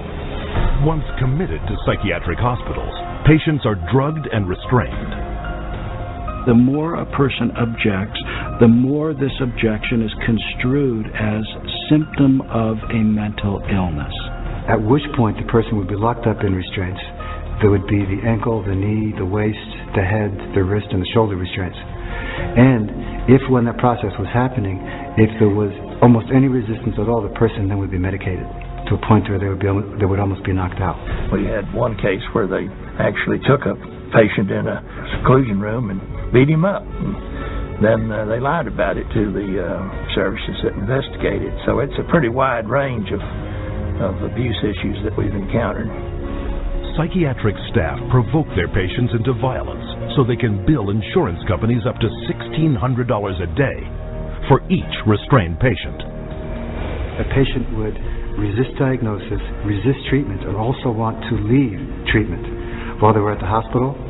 And invariably, every time, that person's situation would be exacerbated until they were put in constraints and medicated, at which point there would be documented reasons to keep that person in treatment. The burden of such claims is passed directly to the public in the form of soaring healthcare premiums. As for their victims, the experience is traumatic and even lethal. 16-year-old Rochelle Claiborne died in Laurel Ridge's care last August. The state report shows during the restraint, quote, Rochelle stated several times she could not breathe. In almost all respects, the staff behaved appropriately, followed the standards. By taking advantage of weak or vague restraint laws, psychiatrists and their staff are almost never held criminally liable for assault, battery, and murder. He begged me to take him home, take him out of there, that they were treating him wrongly, and he didn't want to stay there. And I got a call that there had been an accident, that they held him down until he couldn't breathe anymore. I wish I would have listened to him, take him out of there before it had happened. And then I miss him every day. And I wish I could have him back, but I can't. To this day, no one has been charged for the child's murder. The elderly are a prime target for psychiatric abuse, with treatment of senior citizens in mental institutions costing private and government insurance over $29 billion a year. Unwarranted commitment has occurred that wouldn't have occurred if the people hadn't had insurance. The proof of that pudding is generally in how fast they get out once the insurance runs out. Involuntary commitment is a form of psychiatric slavery, where persons are treated as if they're property and they are deprived of liberty, and people are making money in the process. As long as we have involuntary mental hospitalization, psychiatry is a prison work. It's a crime against humanity. It is not medicine. Every minute of every day, someone is involuntarily committed to a psychiatric institution. And if you think this is something that can't happen to you or someone you know, think again. Every 75 seconds, someone in America has been committed against their will. And with over $1 trillion allocated to U.S. hospitals since 1965, psychiatrists have carved out for themselves a lucrative commercial enterprise, hidden behind a dubious interpretation of the law. But all too often, psychiatrists commit crimes too blatant to be ignored.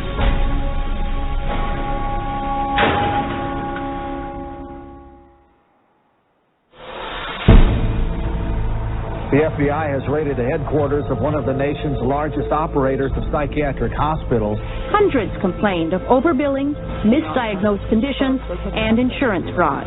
Investigators say they found more than 5,000 similar cases in all 50 states. Psychiatrists clearly are getting rich. Psychiatrists traded drugs for sex, filed false insurance claims, and exploited patients sexually. We have uncovered some of the most elaborate, aggressive, creative, deceptive, immoral, and illegal schemes being used to fill empty hospital beds with insured and paying patients.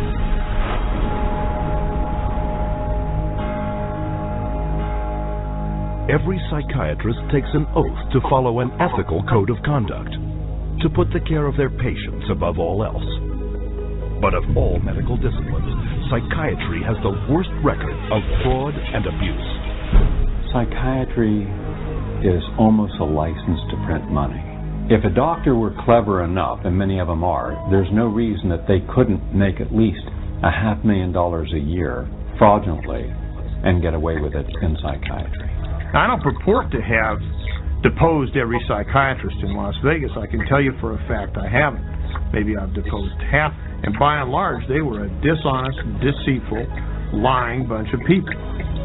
So prevalent are their deceptive and criminal billing practices. Insurance investigators have slang for it, like the California wave and the $100 handshake. $100 handshake is when usually a patient is institutionalized. Psychiatrists, psychologists will visit that person, shake hands with them, say, hello, I'm Dr. So-and-so, I'm taking care of your problem here, and then leave. They might have 10 or 20 patients there. They bill an hour for each one, and they might be in the hospital for a total of 30 minutes. So 20 patients, 20 hours, and they'd send the bills off to Medicaid. We see that most of the victims of recovered memory therapy were women who had excellent health insurance, whether it was government insurance or private insurance, because many insurance policies wouldn't pay for this kind of long-term nonsense. So those people were targeted because of the nature of the insurance that they had. Every year, the U.S. psychiatric industry defrauds government and private insurance of $40 billion, using any means possible to deceive the public. There were some advertisements, very seductive advertisements, for people wanting to lose weight and were having problems losing weight. And they would be given, all expenses paid to go to a particular spa. But when they got to this spa and went in and signed in, it wasn't a spa, it was a psychiatric center. And then they couldn't get out. What instead they received is they received massive doses of mind-altering drugs, and it was kept for a lengthy period of time, and their insurance carrier was billed tremendous amounts of money for something that was unnecessary.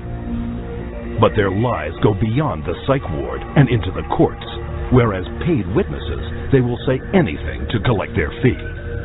A psychiatric expert who will have one opinion in one scenario and a completely opposite opinion in another scenario based on which law firm or governmental agency is paying for his time. The psychiatrist, on one hand, will tell the public that suicide can be prevented, but will go into court and tell a jury that suicide cannot be prevented.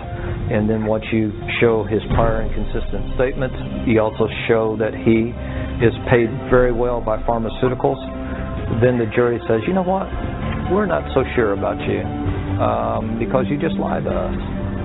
Add to the greed, dishonesty, and avarice their sex crimes. Accounting for only 6% of the physicians in the country, psychiatrists commit 1/3 of the sex-related offenses committed by doctors.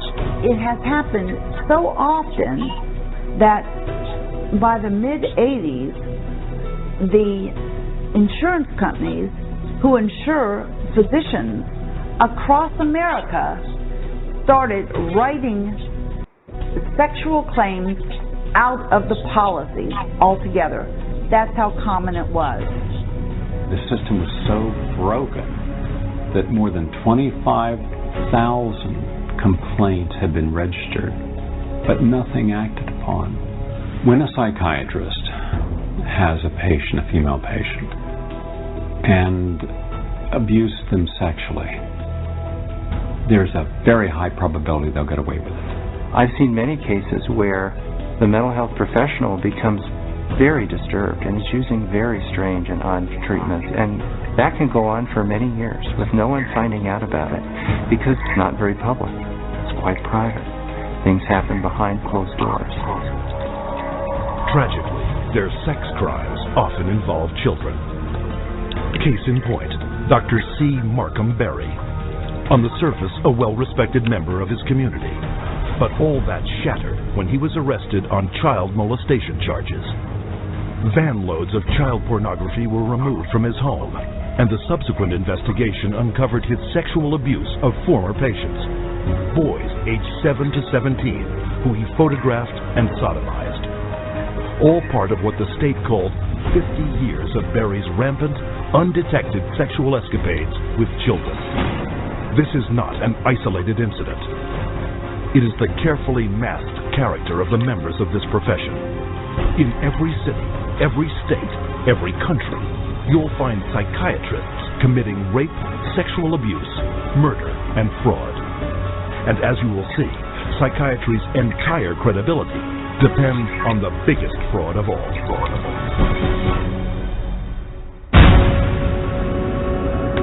I was diagnosed with a chemical imbalance, manic depression. They diagnosed me with having ADD. They told me I had conduct disorder, ADHD, mild depression, Major depression. depressive, Borderline personality disorder, compulsive disorder, depression and schizophrenia, ADHD disorder, identity problems. There's no such thing as mental disorder. A mental disorder is whatever someone says it is, and if the person saying this is a mental disorder has enough power and influence, then people believe, oh, that's a mental disorder. But you can't have power or influence without credibility, so psychiatry manufactures its own. It's based on a grab bag of checklists for disorders that are published in a book called the DSM, which is the Diagnostic and Statistical Manual. There are no statistics in this book, by the way. That just makes it sound more scientific. They create this cluster of disease, and they get together and they vote. Is this a disease? All in favor, say aye. It's marketed as a scientifically based document. Now, the American Psychiatric Association, which publishes the DSM, do a lot of work to create an aura of scientific precision around the DSM, but it's not scientifically based. Since the first edition of the DSM, the number of mental disorders voted into psychiatry's diagnostic manual has grown to 374. And with each new disorder, psychiatrists create yet another way to defraud the public. If you have 27 ways to bill in the DSM, that's 27 ways to bill.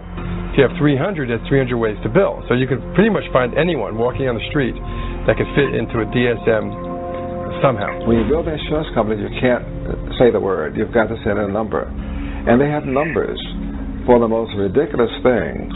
You know, like arguing with your mother or peeing in the bed. Adolescent rebellion disorder is an official psychiatric diagnosis. Arithmetic learning disorder is an official psychiatric diagnosis.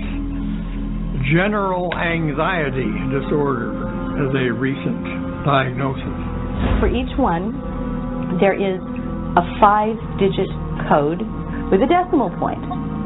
Now, the implication of that is if I have illness 403.16, that's different in some important and scientifically proven way from someone who has 403.17. And nothing could be further from the truth. Incredibly enough, while presenting the DSM to the world as scientific fact, psychiatrists freely admit its utter lack of science. We have no diagnostic reliable markers for almost any illness there is in the DSM. What we're testing for in psychiatry, it's hard to say because there's nothing specifically. But as far as a test that's clinically useful, basically we're not there yet. We don't have any laboratory tests that we can use to determine whether somebody does or doesn't have a mental illness. There is no good biological test for detecting mental illness. There is no test. There's no biopsy you can do. There is no chemical test right now. There are no specific tests to confirm the diagnosis or show the improvement, like any blood test or any x-rays or anything like that. Oh, in my practice I don't do any tests. I just speak with people and listen to them, and then I make a decision in what kind of illness. These diagnoses vary as widely as the psychiatrists who make them. In this hidden camera footage, a person visited several different psychiatrists, complaining of the same symptoms. I'm extremely unorganized, and I didn't used to be. It's caused problems in the family. It's caused problems getting, I'm self-employed. You've got ADD, ADHD, getting depressed, and you have depression and bipolar depressed. You have a brain chemistry disorder that's probably genetic. You have a lot of the symptoms of depression. So it seems like it is a mixed picture. What that means is like we got some depressive symptoms and some, high symptoms. If you're bipolar, I'll need to give you a mood stabilizer. We don't know how to considered low-grade bipolar. You are more of the ADD than ADHD. And as far as medications for depression, because I would recommend that you start a medication, which are Prozac, Zoloft, Paxil, Celexa. Usually propylene XR is pretty good. They'll give you some Lexapro in the morning and some trazodone at night. Lamictal is a better medication for that. It works on your depression also. But the treatment for any bipolar cycling is the same. The lithium, Remeron is another one. Trazodone, Segradol, Difficult, Wellbutrin, Lexapro, Lamictal, Equitroid, Depakote, lithium, Ambien. You may need an antidepressant also with Lamictal. We don't know if I give you a medication if it is going to work or not. To a certain degree, it's trial and error. You never know if it's the right drug. How many people have I cured? Well, there are no real cures right now in psychiatry. I have cured none of my patients. We're always challenged by our lack of knowledge. In fact, we don't know what the causes of mental illness are. Most mental illnesses, we do not know the cause. Of course, it would be nice to know exact reasons of disorders, but maybe in the future. I'm the Director of Research at the American Psychiatric Association. We don't know the etiology of really any of the mental disorders at the present time.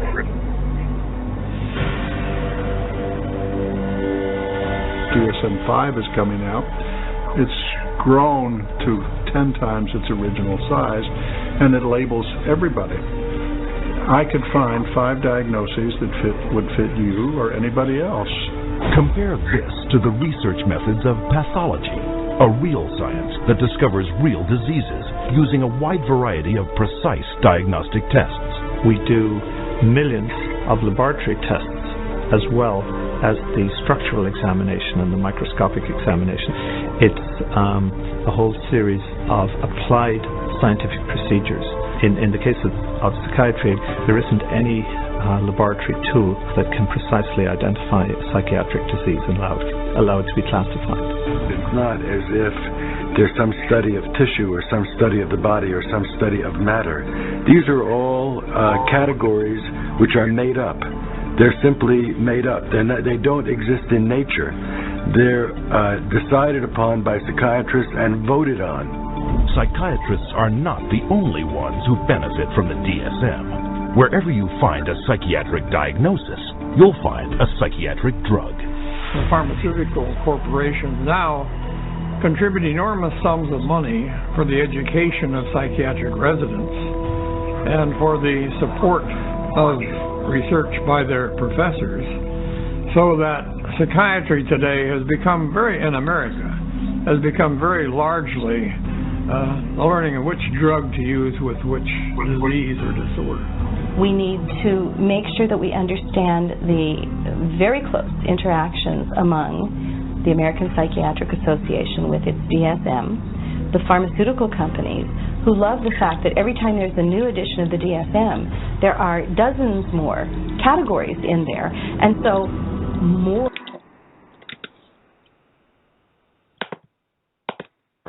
conditions for the drug companies to say, oh, we've got a pill for that. In 2006, a study revealed that 56% of all psychiatrists deciding what disorders to list in the next DSM had financial ties to at least one drug company. Today, we see the consequences. A barrage of drugs, each one targeted at an invented disorder that is backed by an arbitrary diagnosis found in the DSM.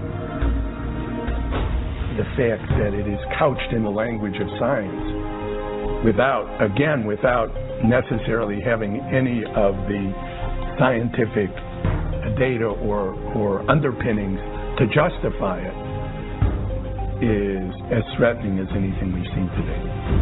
And psychiatry's latest and most expensive ploy to fool the public by imitating legitimate medicine? Brain scans. We can scan all the brains we want to. The fact that we see changes in different people's brains, changes in functioning, doesn't mean that we've discovered anything that has its origin in the brain. It just means that we're seeing changes, but it doesn't mean that there's something wrong with the brain. Psychiatrists and psychologists use the DSM to label 450 million people worldwide as mentally ill, a total equal to the populations of France, Italy, Germany, Canada, Australia, the United Kingdom, and Russia combined.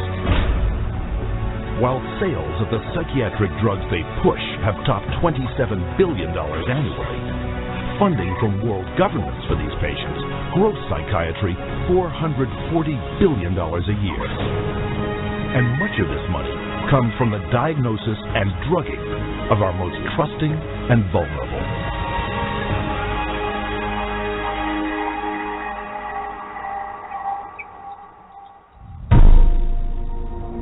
We have swallowed all manner of poisonous certainties fed us by our parents and school teachers. If the race is to be freed from its crippling burden of good and evil, it must be psychiatrists who take the original responsibility.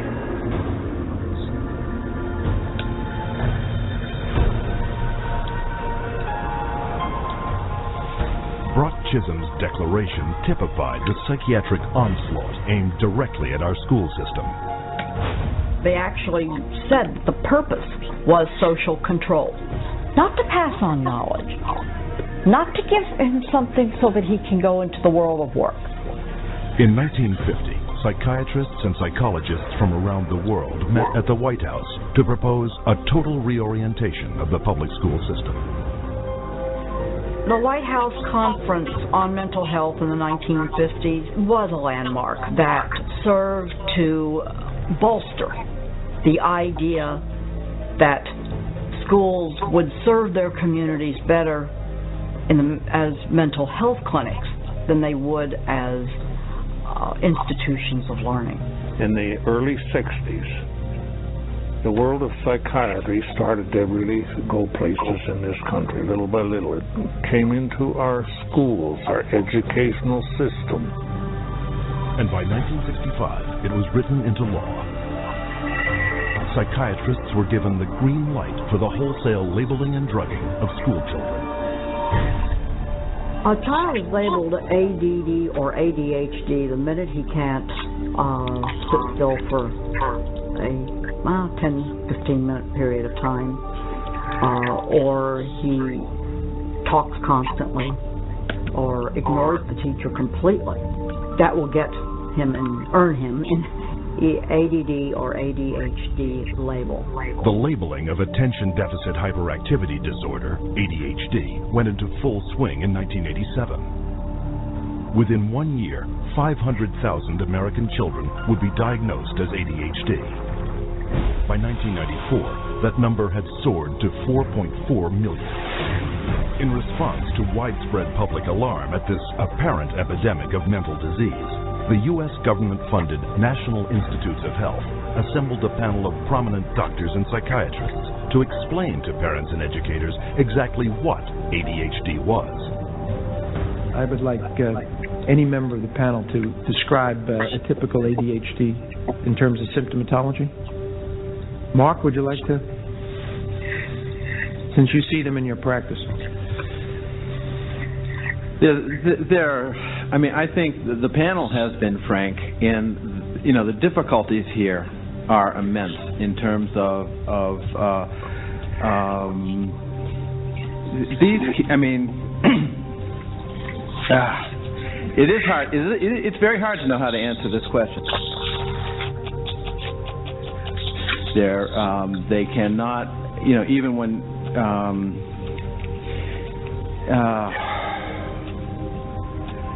they are as if driven by a motive. There are some good clinical descriptions.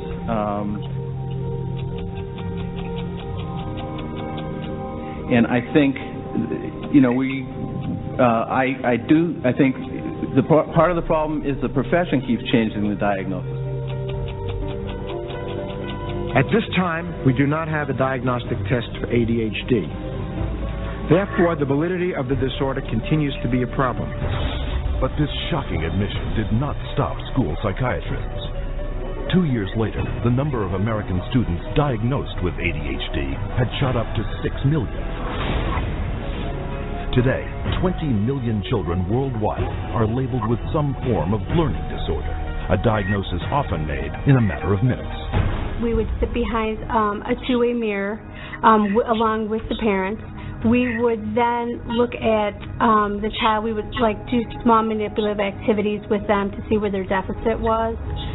It was wrong what we were doing. We were looking at a 5-minute glimpse of this child's life and saying, okay, here you go. Here's a little pill, take it, you'll be fine. Those little pills like Ritalin, Adderall, and Concerta are classified by the U.S. Drug Enforcement Administration as highly addictive substances, right along with cocaine, heroin, and methamphetamine. When I was on the Ritalin, it made me just feel totally different, like I wasn't even who I was. I was, flipping out, twitching, going crazy. I felt like I was out of it all the time, like I wasn't there, I wasn't human.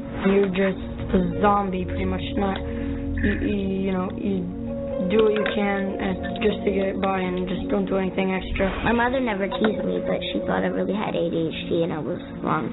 I had something wrong with me.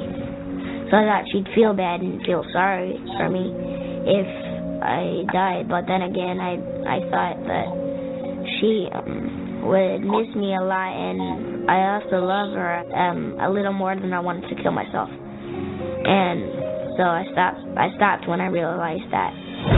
The abundance of prescription medications created a new income source for kids, selling their meds to their schoolmates. It's called kitty cocaine. They take the Ritalin and they just repackage it and they sell it on campus to the kids because it's like speed. I figured if I was going to do drugs, I might as well make it worth it. And I ended up doing street drugs and then I ended up getting into it really bad. We're looking at marijuana and other things as being gateway drugs, and actually the so-called medications are a greater gateway drug. The Ritalin drugs are backfiring big time because if the child is already disruptive and he takes cocaine, he's going to be a lot more disruptive after he's taken it. It is not going to calm him down. So boom, she got on the drugs and her personality changed, her behaviors changed, it became erratic and dark and violent, and it was just a nightmare. He kept having adverse reactions, becoming very, very angry. He could not control his behavior. He couldn't control his temper. He was on 5 different psych meds, Prozac and lithium, and he was 7 years old. And he was unable to function. He would have rages and then crying and all kinds of just violent rages, grabbing knives and all of this. The list includes 15-year-old Kip Kinkle withdrawing from Prozac when he shot 22 classmates, killing 2 after murdering his mother and stepfather at his home in Springfield, Oregon. 18-year-old Jason Hoffman on Effexor and Celexa when he opened fire at his California high school, wounding 5. 15-year-old Sean Cooper on a mix of antidepressants when he shot students in Idaho. 17-year-old Eric Harris on Luvox when he and partner Dylan Klebold killed 12 classmates and a teacher in the bloodiest school massacre yet, Columbine. And all of this overshadows the very reason children came to school in the first place, to get an education. Since 1970, the United States has fallen from 9th to 28th place in worldwide academic standing. while during that same period, the number of American school children labeled with learning disorders has skyrocketed, and the sales of ADHD drugs have multiplied 32 times. Children don't ask for psychiatric drugs. Children don't ask to be diagnosed. They don't want to be called crazy. So you ask the classic Roman question, legal question, cui bono, who benefits? The people who make the diagnosis.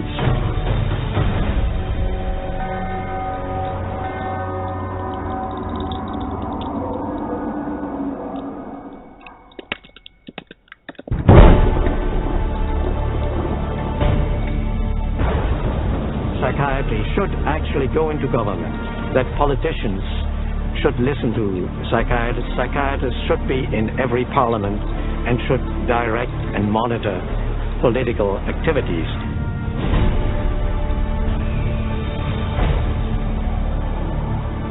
Psychiatry, in little more than a century, has infiltrated society on a global scale, and not by accident.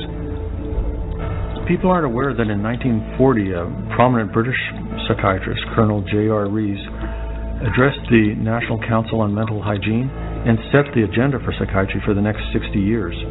Since then, psychiatrists have been given authority in nearly every sector of our society, with tragic results. We must aim to make it permeate every educational activity in our national life. Public life, politics and industry should all of them be within our sphere of influence. We have made a useful attack upon a number of professions. The two easiest of them, naturally, are the teaching profession and the church. The most difficult are law and medicine. Rees's colleague, psychiatrist G. Brock Chisholm, co-founder of the World Federation for Mental Health, later expanded upon psychiatry's plans.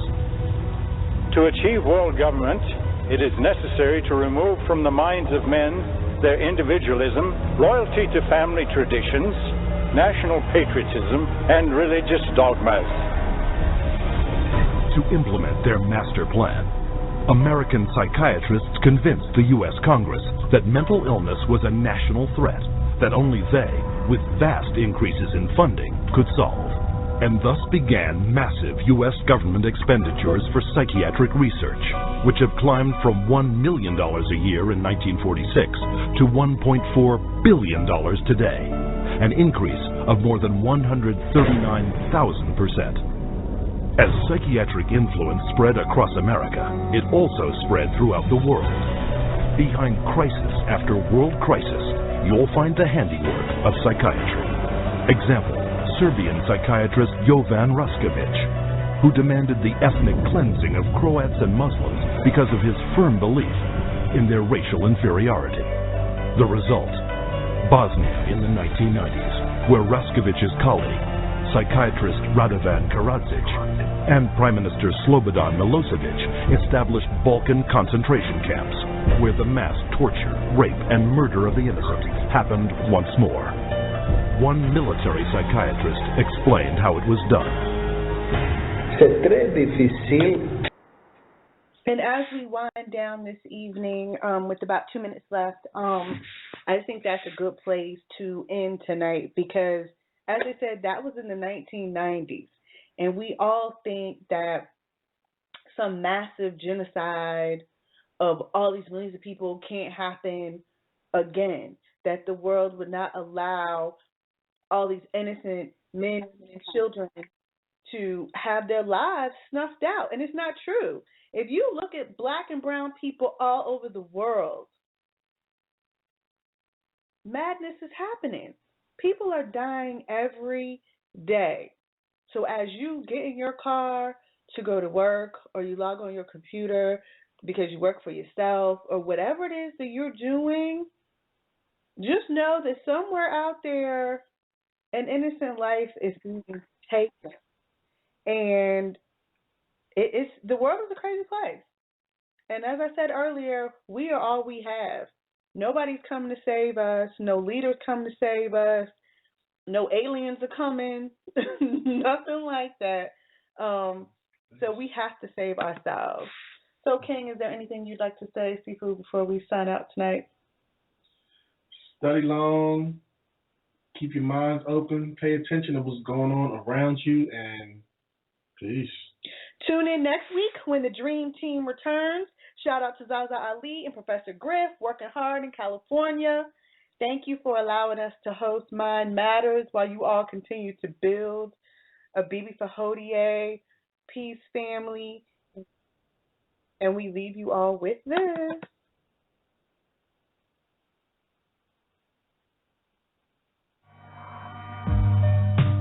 I would like now to present my most fantastic creature, a